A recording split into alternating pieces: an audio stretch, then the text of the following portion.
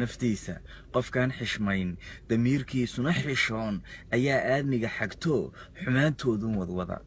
haddaad aragtaan xinlow xajiin noolaha marsho ceebaa xaashiya ku qora xaqiiqdii wuu bukaa xiskiisa dhaliil jirtiyo kalsooni ka xoog jabto xalkeedii baadhaya qofkii isxaq dhowraya wuxuun buu xeeriyaa cawrada xaawalayda iyo xubnaha tarankee asturan xalaal ruux lagu dhaliyo qof xori kuma dhiiran karo xashe inuu soo sawiro xarfaa jira aan la qorin harkaha qaar baan la jarin xogoo dhanna lama bandhigo ogow xaragadu ka weyn hu aad xidhatiya dharkee ogow xaragadu ka weyn hu aad xidhatiya dharkee xujooyinka qaar ha falin hankaagana soo xanjaar ku taar xidigaha cirko xajooyinka qaar ka faan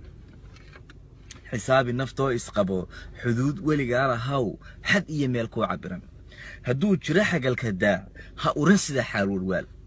iyayna xumaanta dadka uni ku urin hadduu jiro xagalka daac ha urin sida xaarwalwaal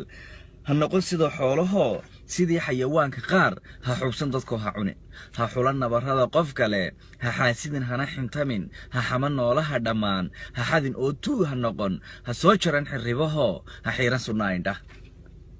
qofka aan xishoonin baa la yidhaahdaa xirribuu soo xiirtay ha soo jaran xirribahoo ha xiiran sunnaa indhah ha noqon ruuxaan xishoon ha noqon xadhig lama sitaan ha noqon xaaraan kalkaal ha noqon xuuraan warqaad ha noqon xaabada dabka iyo xasaska jaanimo ka shidan xilkaad haysana dareen kolay xoolaha ku tahay xuquuqda naflaha ogow xilkaad haysana dareen kolay xoolaha ku tahay xuquuqda naflaha ogow xaqaan isku leenahiyo hagoyn xidhiidada bulshada xurmadu yay naga dhammaan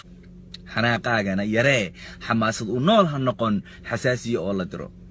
xanaaqaagana yaree xamaasad u nool ha noqon xasaasiya oo la diro dantii loo soo xushiyo xilkii qaad lagu lahaa nimaan xalin oo dhammayn dalkeennana aan xafidin hadduu xadhig meel ka jaro sidaad xuub caara tahay ayaan xiisuhu ku luli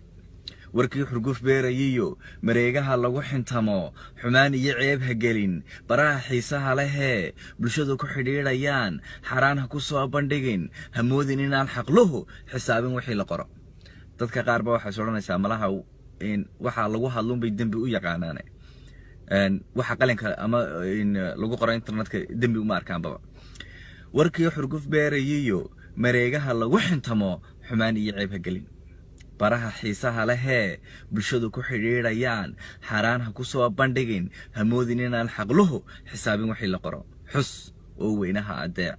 xusuusoo tuko salaad dhigoo xusulladu sujuud hur oo xoolaha sakee xul oo sadaqada muquun xun iyo xaaraan ka soon xakiimka ka doon gargaar xamdiga badiyoo guddoon xiskaa rabbi kugu galladay